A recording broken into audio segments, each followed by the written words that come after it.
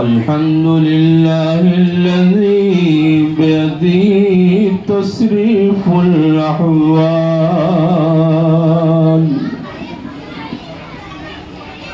وتخفيف الأثقال،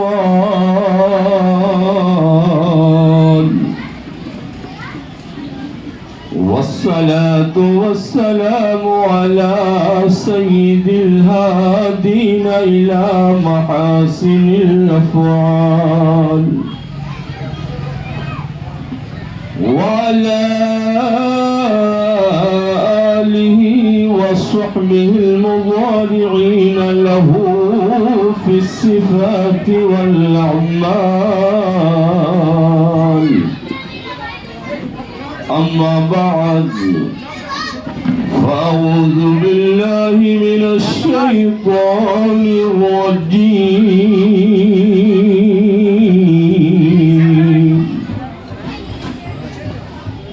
بسم الله الرحمن الرحيم.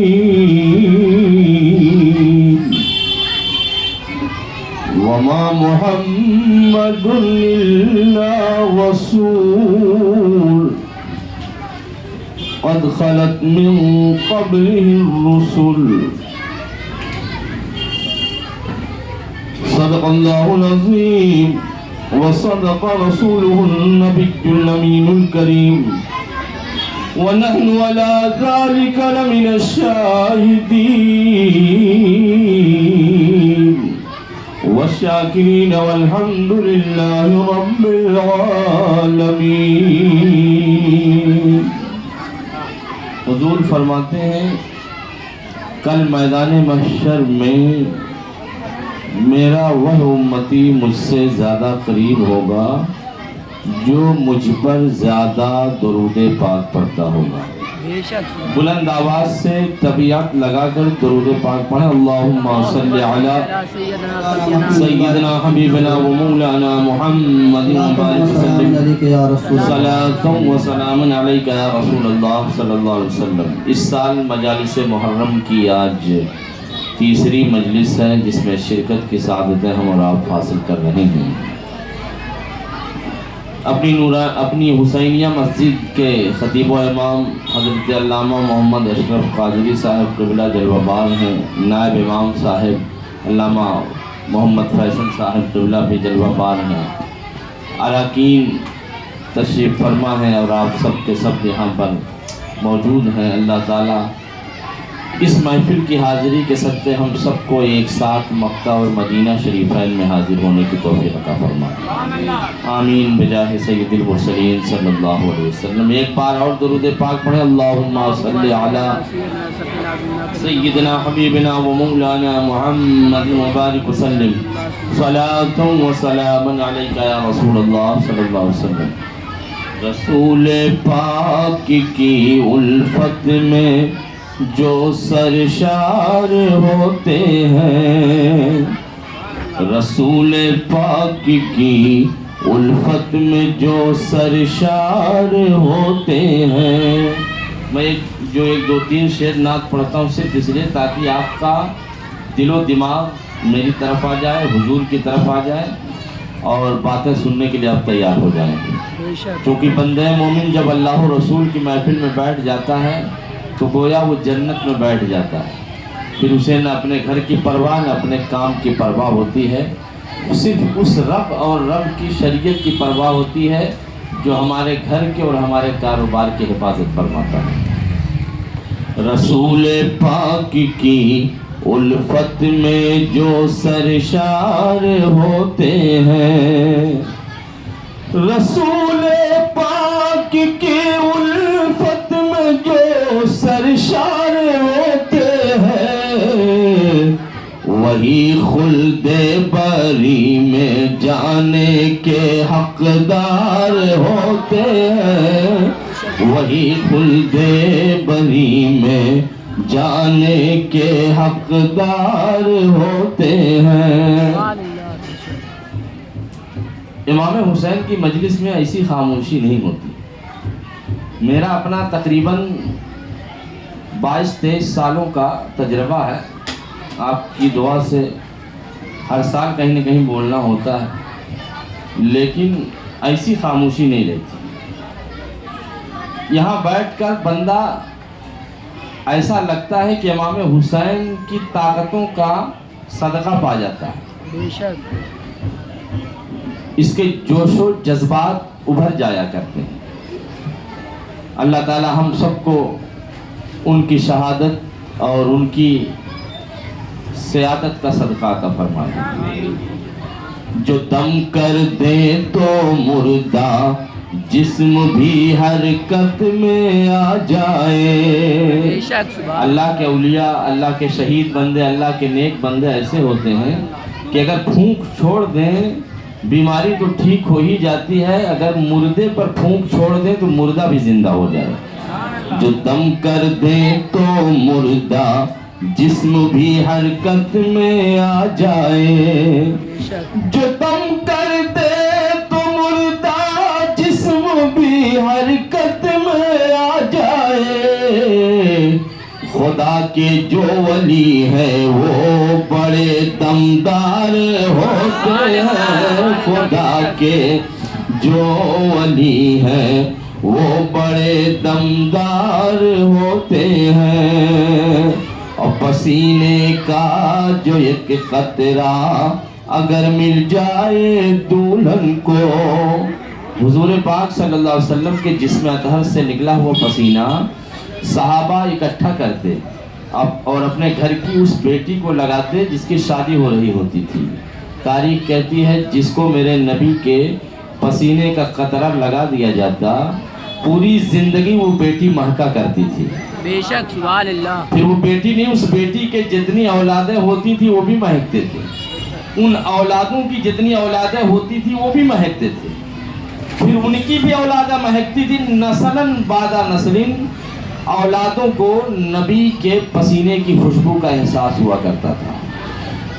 پسینے کا جو ایک قطرہ اگر مل جائے دلہن کو. پسینے کا جو ایک قطرہ اگر مل جائے دلہن کو. کئی نسلوں تلک بچے بھی خوشبودار ہوتے ہیں. کئی نسلوں تلک بچے بھی خوشبودار ہوتے ہیں. پھر درود پاک پڑھیں. اللہم صلی علی سیدنا حبیبنا و مولانا محمد و بارک وسلم. صلاۃ و سلام علیک یا رسول اللہ صلی اللہ علیہ وسلم. اللہ تعالیٰ نے ارشاد فرمایا وما محمد الا رسول. میرے محمد صلی اللہ علیہ وسلم اللہ کے رسول ہیں، رسول ہی ہیں. قد خلت من قبلہ الرسل. ان کے بعد ان کے پہلے بھی بہت سارے رسول گزر چکے ہیں. ان سے پہلے بھی بہت سارے انبیاء تشریف لائے، بظاہر دنیا سے چلے گئے. اے لوگوں، اگر یہ رسول وفات کر جائیں تو کیا تم، یا انہیں شہید کر دیا جائے تو کیا تم الٹے قدم واپس ہو جاؤ گے؟ اگر ہو گئے تو تم اللہ کا کچھ نہیں بگاڑو گے، خود اپنا نقصان کرو گے. ان سے پہلے بھی رسول گزرے، چلے گئے، ان کے زمانے تک ان کی شریعتیں چلتی رہیں. یہ میرے حبیب ہے، میں نے ان کو خاتم النبیین بنا کر بھیجا ہے. یہ تشریف لائے اور اگر یہ شہید کر دیے گئے یا وصال فرما گئے تو یہ میرے بندوں، ان کے وفات کے بعد کیا تم الٹے قدم واپس ہو جاؤ گے؟ کیا تم اسلام سے پھر جاؤ گے؟ ہرگز نہیں پھرنا. ہر نبی کا زمانہ محدود تھا، میرے آخری نبی کے نبوت کا زمانہ محدود نہیں. جب تک دنیا رہے گی میرے نبی کی رسالت و نبوت کا سکہ چمکتا رہے گا، اور جو لوگ اس پر عمل کرتے رہیں گے وہ ترقی یافتہ ہوں گے، وہ اللہ تعالیٰ کی رضا کے حامل ہوں گے. اور جو الٹے قدم واپس ہو جائیں گے وہ اللہ کا کچھ نہیں بگاڑیں گے بلکہ اپنا ہی بگاڑیں گے. برادران اسلام، اب چونکہ میں تاریخ اسلام کے خاکے پیش کر رہا ہوں تاکہ ہماری اولادوں کو اور ہم سب کو مجالس محرم کے حوالے سے کم اتنا پتہ چل جائے کہ ہمارا اسلام نکلا اور پھر کیسے ہم تک پہنچا ہے۔ آپ نے کل کی تقریر میں سنا تھا کہ حضور پاک صاحب لولاک صلی اللہ علیہ وسلم نے ہجرت فرمانے کا ارادہ کیا۔ ہجرت کی صورت کیسے درپیش ہوئی؟ ندوہ میں میٹنگ ہوئی، کفار و مشرکین اکٹھا ہوئے، اور ان تمام مشرکین و کفار میں ایک بزرگ آدمی کی شکل بنا کر ابلیس بھی آیا ہوا۔ پوچھا تم کون ہو؟ تو کفار و مشرکین سے اس نے جواب دیا تھا میں شیخ نجدی ہوں۔ شیخ نجدی کی اولادیں آج بھی ہیں، لیکن شیخ نجدی کا سر کاٹ کر رکھ دیا خنجر اعلیٰ حضرت پہ لاکھوں سلام۔ مشورہ ہوا کہ بانی اسلام کا جو پیغام عام ہوتا جا رہا ہے اس کے روکنے کی کیا صورت ہے، ان کے خاتمے کی کیا صورت ہے۔ تو کسی نے مشورہ دیا کہ انہیں قتل کر دیا جائے معاذ اللہ، یعنی ہمارے نبی صلی اللہ علیہ وسلم۔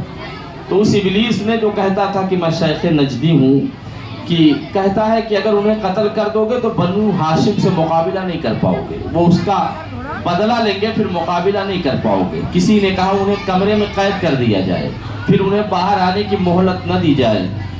شیخ نجدی نے، ابلیس نے جواب دیا، مشورہ دیا کہ اگر انہیں قید کر لو گے، محصور کر دو گے، تو پھر بنو ہاشم انہیں چھڑا لیں گے، پھر وہ لڑیں گے، ان کا مقابلہ نہیں کر پاؤ گے۔ کسی نے مشورہ دیا انہیں کسی دوسرے ملک پہنچا دیا جائے تاکہ ہمارے مکہ، ہمارے عرب میں نہ آ پائیں۔ تو پھر اسی شیخ نجدی نے مشورہ دیا اگر کہیں اور وہ چلے گئے، وہاں پر اپنے دین کی تبلیغ کریں گے، مسلمانوں کی تعداد بڑھے گی، وہ وہاں سے آ کر حملہ آور ہو جائیں گے، ہم مار دیے جائیں گے، پھر ہم مقابلہ نہیں کر پائیں گے۔ پھر ابو جہل کھڑا ہوتا ہے اور کہتا ہے میری ایک رائے یہ ہے کہ محمد عربی صلی اللہ علیہ وسلم کو جبکہ وہ اپنے بستر پاک پر آرام فرما ہو، ہم میں سے ایک نہیں بلکہ ہر قبیلے کا ایک شخص جائے اور انہیں ان کے بستر پر قتل کرائے، چونکہ جب ایک قبیلے کا کوئی جائے گا تو پھر الزام صرف ایک قبیلے پر ہوگا، اور سارے قبیلوں میں سے ایک ایک کر کے جائیں گے تو الزام سارے قبیلوں پر آئے گا، پھر بنو ہاشم ہر قبیلے سے مقابلہ نہیں کر پائیں گے۔ جس طرح آج کل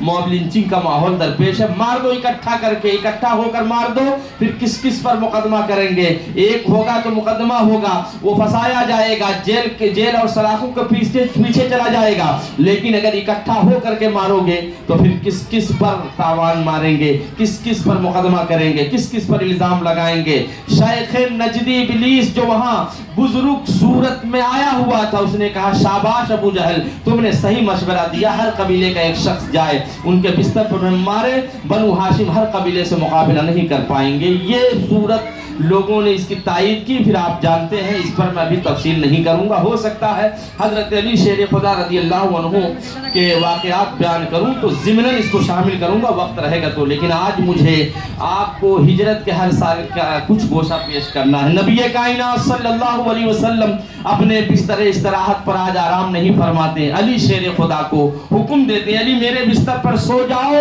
اور پھر چونکہ اس بستر پر سونے والے کو مارا جائے گا، تمہیں کچھ نہیں ہوگا، تم واپس مدینہ شریف آ جانا، میں ہجرت کرنے کے لیے جا رہا ہوں، اور جو لوگوں کی امانت ہے ان کو سپرد کر کے آنا۔ حضرت علی شیر خدا وہاں آرام فرماتے ہیں۔ کفار و مشرکین جو پہلے سے طاق میں بیٹھے ہوئے تھے کہ حضور کا جب یہاں سے گزر ہوگا تو ہم انہیں مار دیں گے یا ان کے بستر پر مار دیں گے، اللہ کا حکم ہوا مٹھی میں مٹی لیجئے اور کفار و مشرکین پر ماریے۔ حضور پاک صلی اللہ علیہ وسلم نے ان کے سامنے سے گزرتے ہوئے مٹی کو ان کے سروں پر، ان کے چہروں پر مارا تھا، وہ سب کے سب آنکھ والے تھے، لیکن تاریخ کہتی ہے کسی کو میرے نبی نظر نہیں آئے، میرے مصطفیٰ ان کے درمیان سے گزر گئے۔ حضور پاک نے مٹی پھینکی تھی، اللہ فرماتا وما رمیت اذ رمیت ولکن اللہ رما، اے میرے مصطفیٰ جب آپ نے مٹی پھینکی تھی آپ نے نہیں پھینکی تھی بلکہ اللہ تعالیٰ نے پھینکی تھی، یعنی آپ کا پھینکنا میرا پھینکنا ہے، آپ کا کام میرا کام ہے، آپ کا ہاتھ میرا دست قدرت ہے، جب آپ نے مٹی پھینکی تھی تو آپ نے نہیں بلکہ اللہ تعالیٰ نے پھینکی تھی۔ میرے نبی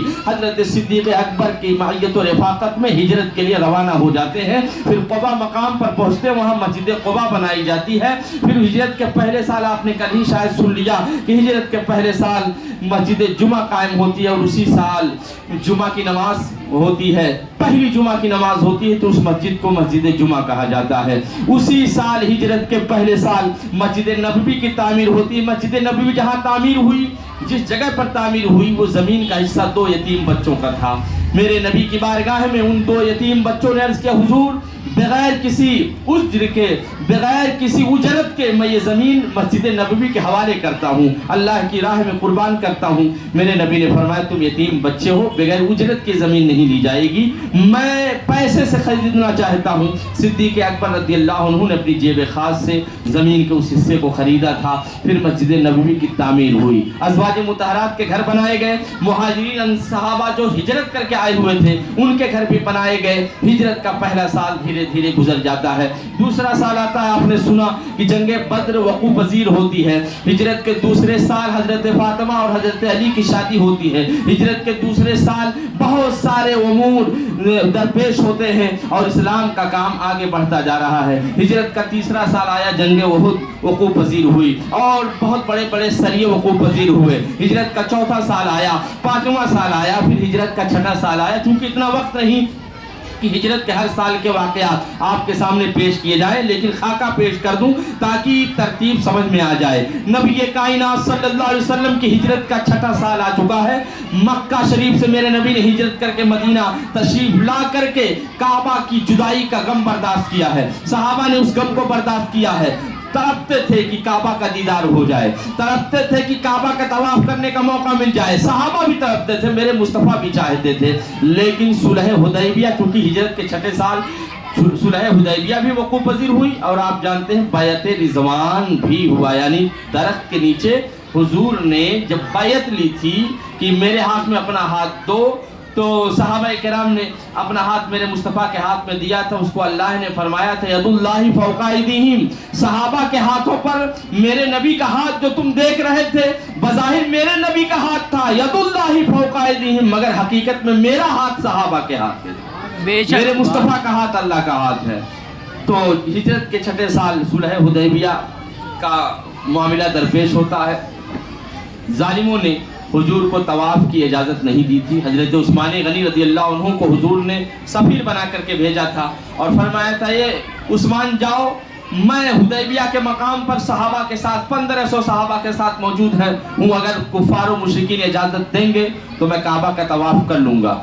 जब उस्मान गनी वहाँ पहुँचे तो कुफ़ार और मुशरिकीन ने कहा, ये उस्मान गनी आप आ गए हो, आप काबा का तवाफ कर लो, आपको इजाज़त दी जा रही है, लेकिन आपके नबी को, उनके सहाबा को काबा के तवाफ की इजाज़त नहीं दी जाएगी। मेरे नबी काबा के मालिक हैं, मेरे नबी मक्का के मालिक हैं, लेकिन हाल यह है कि आज इजाज़त मांगी जा रही है मगर इजाज़त नहीं मिलती है। उस्मान तुम करना चाहो तो कर लो, तुम्हारे नबी को इजाज़त नहीं दी जाएगी। हजरत उस्मान गनी चाहते तो काबा का तवाफ कर लेते। 6 साल की जुदाई कह रही थी, उस्मान काबा का तवाफ कर लो, मेरे नबी ने मना भी नहीं फरमाया था, इशारा हो रहा है कि काबा का तवाफ कर लो, लेकिन उस्मान गनी पर हम सबकी जान कुर्बान। अगर हम और आप होते तो सोचते कि चलो काबा मिल गया, हम तो कम से कम तवाफ कर ले, लेकिन उस्मान गनी ने फरमाया, एक कुफार और मुशरिकीन, मैं इजाजत मांगने आया था कि मेरे मुस्तफा को काबा के तवाफ की इजाजत दे दो, तुम नहीं देते, मुझे हुक्म देते हो कि काबा का तवाफ कर लो। सुन लो, कसम खुदा की, जब तक मेरे मुस्तफा काबा का तवाफ नहीं करेंगे, उस्मान भी काबा का तवाफ नहीं करेगा। नारे तकबीर,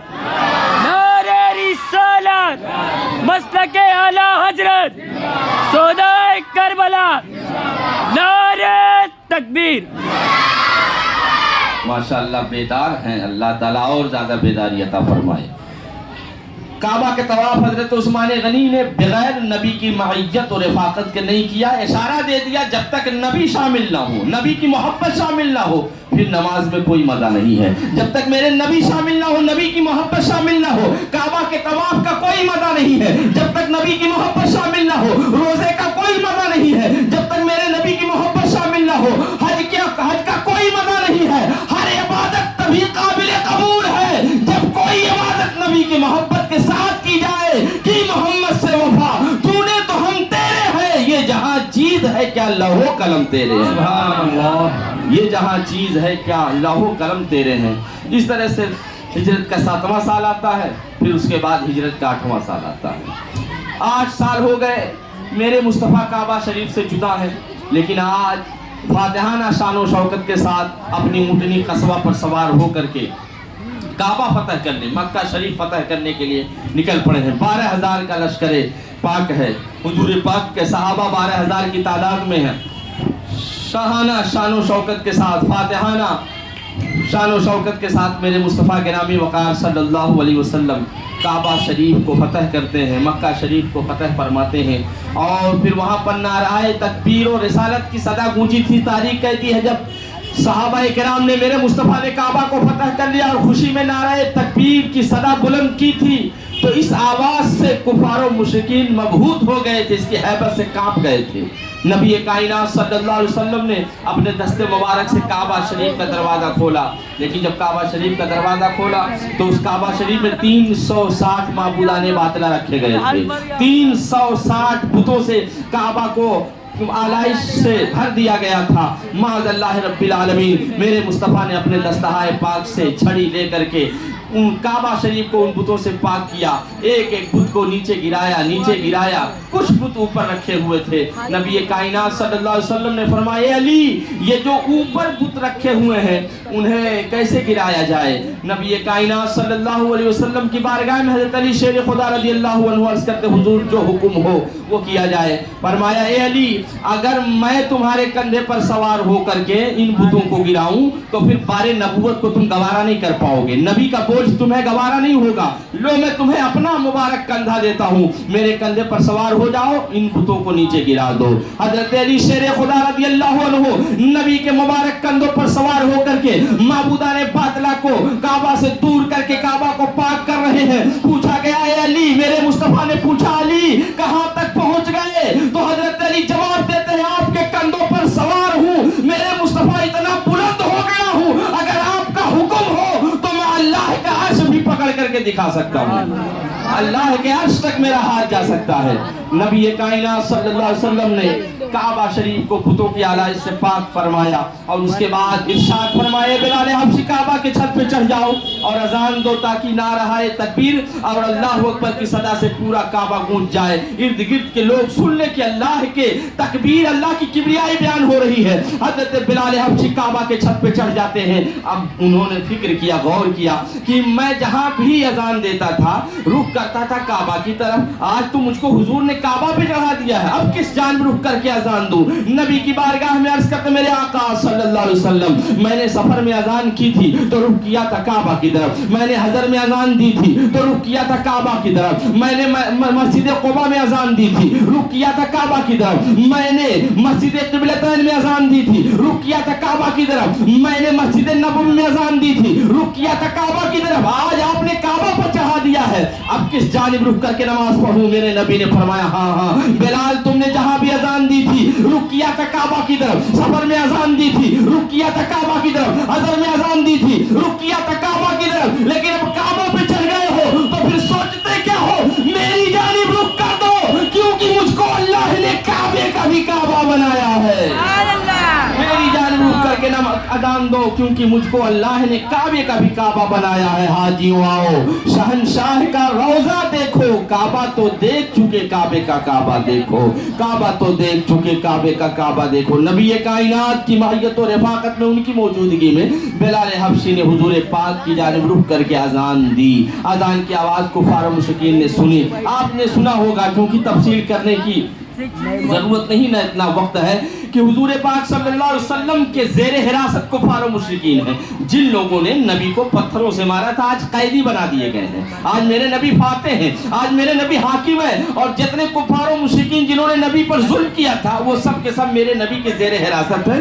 آج نبی ایک حکم دیتے تو انہیں مار دیا جاتا، انہیں تہہ تیگ کر دیا جاتا، انہیں کاٹ دیا جاتا، ان کے سر کو تن سے جدا کر دیا جاتا۔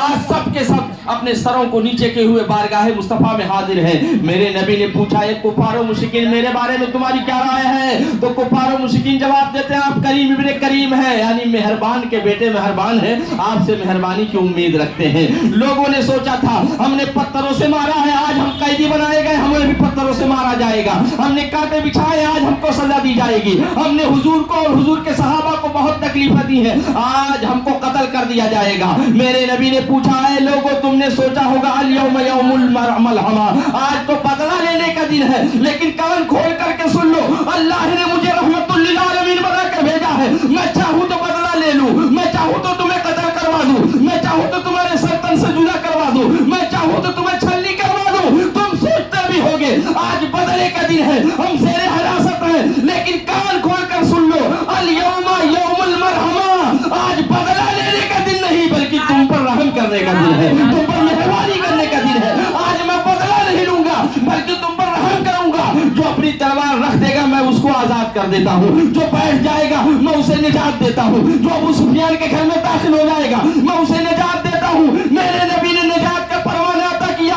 तारीख कहती है कुफार और मुशरिकीन नबी के कदमों पे गिर जाते हैं और कहते हैं या रसूल अल्लाह हम अभी तक काफिर थे, आपके कदमों पे गिर करके इस्लाम का कलमा पढ़ते हैं। पढ़ लिया तमाम कुफार और मुशरिकीन ने जो किस्मत वाले थे, अशहदु अल्ला इलाहा इल्लल्लाह व अशहदु अन्न मुहम्मदन अब्दुहु व रसूलुहु। सुभान अल्लाह, सुभान अल्लाह। इस तरह से हुजूर पाक सल्लल्लाहु अलैहि वसल्लम ने रहमतुल लिल आलमीन का माहौल लोगों के सामने दरपेश फरमाया था। हिजरत का 9वां साल आया, फिर हिजरत का 10वां साल आया। हिजरत के 10वें साल में सबसे बड़ा वाकया ये आया कि हुजूर पाक ने हज्जतुल वदा फरमाया। हज्जतुल वदा आपको मालूम होगा, यानी हुजूर ने अपनी ज़िंदगी का आखिरी हज अदा फरमाया। ऐलान फरमाया कि मेरे सहाबा ऐलान कर दो मैं अपनी ज़िंदगी का आखिरी हज अदा करने के लिए जा रहा हूँ, सब मेरे साथ हो जाएं। तारीख कहती 1,12,000 या 1,24,000 सहाबाए किराम हुजूर की रफाकत में हुजूर कस्बा ऊँटनी पर सवार होकर मक्का शरीफ की जानिब रवाना हो गए। चूँकि सहाबा ने यह सुन लिया था कि हुजूर का आखिरी हज है, तो परेशान हो गए कि साथ फिर मिलेगा या नहीं मिलेगा। चलो आज हुजूर की रफाकत में हज की दौलत हासिल कर लेते हैं। 1 लाख सवा लाख सहाबाए किराम का जम्मे गफीर है, काबा की जानिब रवाना हो गया। बगैर किसी तफसील के अर्ज करूं, हुजूर ने काबा शरीफ को जब देखा, पहली नजर हुजूर की काबा शरीफ पर पड़ी तो काबा देखकर हुजूर ने फरमाया, अर्ज किया अल्लाह की बारगाह में, अल्लाहुम्मा अंतस सलाम व मिनकस सलाम व इलैका सलाम हय्यिना रब्बना बिस सलाम अल्लाहुम्मा जिद हाज़ल बैत तशरीफो व तकरीमो व ताज़ीमो व महाबा व जिद मन हज्जहु व अतमरहु तशरीफो व तकरीमो व महाबा।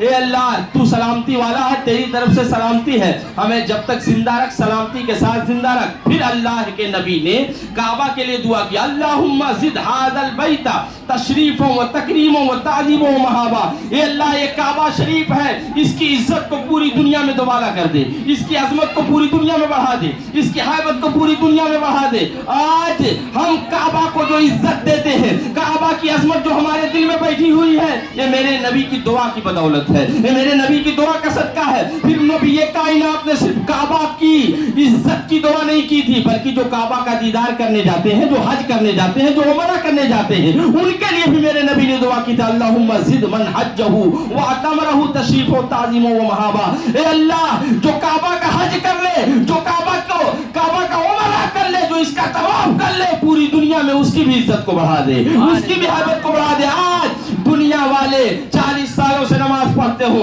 लेकिन उसको कोई नमाजी भाई नहीं कहता है, कोई 50 सालों से ज़कात देता हो, कोई ज़कात देने वाला कहकर उसको नहीं पुकारता है, लेकिन कोई एक बार अगर हज कर ले तो पूरी जिंदगी उसको हाजी साहब कहा जाता है। ये इज्जत हाजियों को, ये इज्जत उमरा करने वालों को जो मिली है, मेरे नबी की दुआ का सदका है, ये मेरे नबी की दुआ। माशाअल्लाह माशाअल्लाह। स्टेज से जब आवाज़ आती है तो समझ में आता है कि बोलना अच्छा है। अल्लाह ताला हम सबको इमाम हुसैन और तमाम सहाबा किराम का फैज़ान अता फरमाए, आमीन बजाहे सय्यदुल मुरसलीन सल्लल्लाहु अलैहि वसल्लम।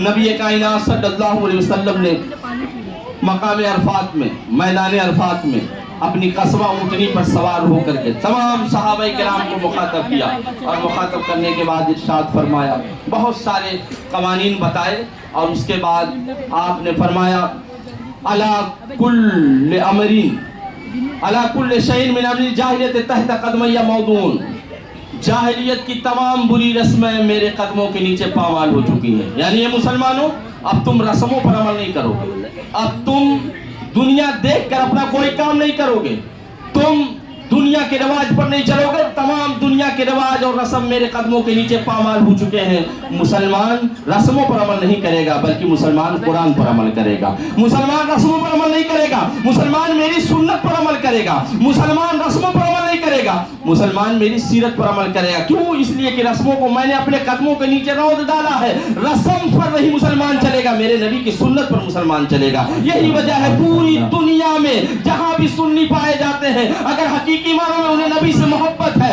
मौका चाहे शादी का हो, मौका चाहे अकीका का हो, मौका चाहे मैयत का हो, कोई मौका हो, वो ये नहीं देखते कि दुनिया वाले क्या करते हैं शादियों के मौका पर, वो ये देखते हैं कि मेरे मुस्तफा ने क्या बताया है शादियों के मौका पर, मेरे मुस्तफा ने क्या बताया है अकीका के मौका पर, मेरे नबी की सुन्नत क्या है मेरी इस तकरीब के मौका पर। लिहाजा बिरादरान इस्लाम, हुजूर ने हमारी तमाम बुरी रस्मों को हम अपने कदमों के नीचे पामाल कर दिया। हमें चाहिए कि हम नबी की सुन्नतों पर अमल करें, नबी की सीरत का जामा पहन ले और खुराफात से बचते रहे। हुजूर पाक सल्लल्लाहु अलैहि वसल्लम ने उसी मौका पर इरशाद फरमाया था, अला इन्ना रब्बकुम वाहिद व अबाकुम वाहिद ला फदला अला अरबीन वला अला आजमीन वला लिहमरा अला असवदा वला अला असवदा लिहमरा इल्ला बित्तक़वा।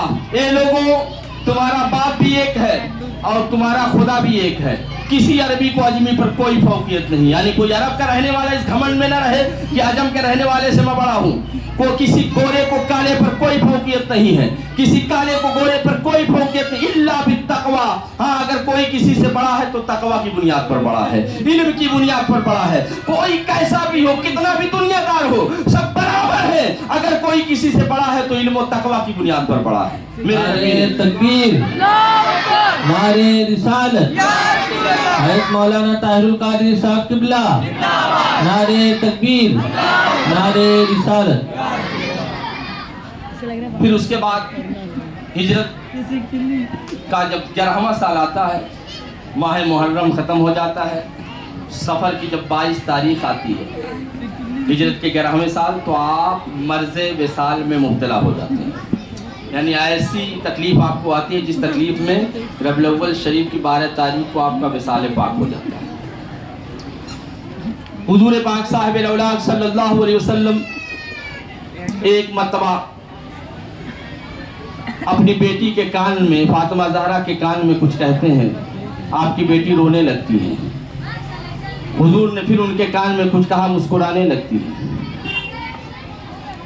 अज़वाज मुतहरात ने पूछा, फातिमा ज़हरा पहली बार आप रो रही थी, दोबारा मुस्कुराने लगी, हुजूर ने क्या फरमाया था?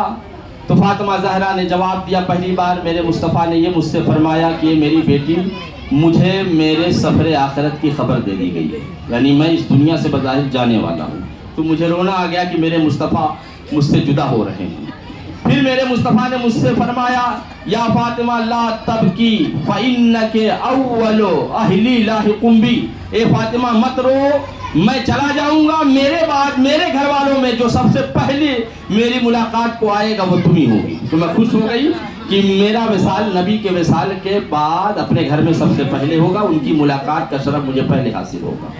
हुजूर पाक सल्लल्लाहु अलैहि वसल्लम मर्ज़ विसाल में अपने घर से मस्जिद नबवी में तशरीफ़ लाए, इस हाल में कि आपके सरे नाज पर कपड़ा बंधा हुआ था। सहाबाए किराम मस्जिद में मौजूद थे, आप सीधा मिंबर पर तशरीफ़ फरमा होते हैं और बहुत सारा कानून सुनाते हैं। और उसी मौका पर हुजूर पाक सल्लल्लाहु अलैहि वसल्लम ने अपनी शान बयान फरमाई थी, अपना रुतबा बयान फरमाया था। इरशाद फरमाया, वल्लज़ी नफ्सी बियदी इन्नी लअंजुरु इलल हौदी मिन मक़ामी हाज़ा। कसम है उस रब्बे कायनात की जिसके कब्जे में मेरी जान है, मैं इस मिंबर पर तशरीफ फरमा होकर के हौज़े कौसर को देख रहा हूँ। हुजूर फरमाते हैं, मैं यहाँ हूँ मगर यहाँ से हौज़े कौसर देख रहा हूँ। जब मेरे मुस्तफ़ा ज़मीन पर तशरीफ़ फरमा होकर हौज़े कौसर देख सकते हैं, हमारा अकीदा है हम यहाँ बैठे मेरे मुस्तफ़ा देख रहे हैं, हम जो सोच रहे हैं मेरे मुस्तफ़ा देख रहे हैं। फरमाते हैं, वल्लाही मा यख्फ़ा अलैया रुकूअकुम वला खुशूअकुम। नमाज अच्छी तरह से पढ़ा करो, चाहे जिस जमाने में पढ़ो, चाहे जिस सदी में पढ़ो, कहीं भी पढ़ो, हुसैनिया मस्जिद में पढ़ो, कहीं भी पढ़ो, हिंदुस्तान में पढ़ो या नेपाल में पढ़ो, कहीं पढ़ो, तुम्हारा रुकू भी मुझसे पोशीदा नहीं है, तुम्हारे दिल की कैफियत भी मुझसे पोशीदा नहीं है। माशाअल्लाह। आला हज़रत इसलिए फरमाते हैं, सरे अर्श पर है तेरी गुजर, दिल फर्श पर है तेरी नजर, सरे अर्श पर है तेरी गुजर, दिल फर्श पर है तेरी नजर, मलकूत मुल्क में कोई शय नहीं, वो जो तुझ पे आया नहीं, और कोई गैब क्या तुमसे नेहा हो भला, जब ना खुदा ही छुपा तुम पे करोड़ों दुरूद। और उसी मर्ज़ विसाल में मेरे नबी ने ये भी फरमाया था, इन्नी ऊती तो खजा मफातिहा खजाइनिल अर्ज़। ये लोगों, अल्लाह ताला ने पूरी कायनात को पैदा फरमा कर पूरी कायनात के खजानों की चाबियां मेरे हाथों में अता फरमा दी है। सुभान अल्लाह। ये सुन्नी मुसलमानों की शान है, जब नबी की शान सुनता है मचल जाया करता है। जिब्राइल मेरी बारगाह में आए, मुझको चाबियां अता की, मैंने पूछा ये जिब्रील ये क्या है? तो जिब्रील जवाब देते, या रसूल अल्लाह, पूरी कायनात का मालिक अल्लाह ने आपको बनाया है और सारे खजानों की चाबियां आपको अता फरमा दी हैं। अब किसी को दौलत चाहिए अल्लाह ही देगा, लेकिन दरे दौलत आपके दरे दौलत से मिलेगी। कोई कुछ भी चाहता है उसे आपकी बारगाह से हर चीज हासिल होगी। इसीलिए आला हजरत के भाई उस्ताद ज़मन फरमाते हैं, खालिक ने तुझे ऐसा तरहदार बनाया, यूसुफ को तेरा तालिबे दीदार बनाया, कुंजी तुझे दी अपने खजानों की खुदा ने, महबूब किया मालिक को मुख्तार बनाया, महबूब किया मालिक को मुख्तार बनाया, और कौनैन बनाए गए सरकार की खातिर, कौनैन की खातिर तुम्हें सरकार बनाया। कौनैन की खातिर हमारे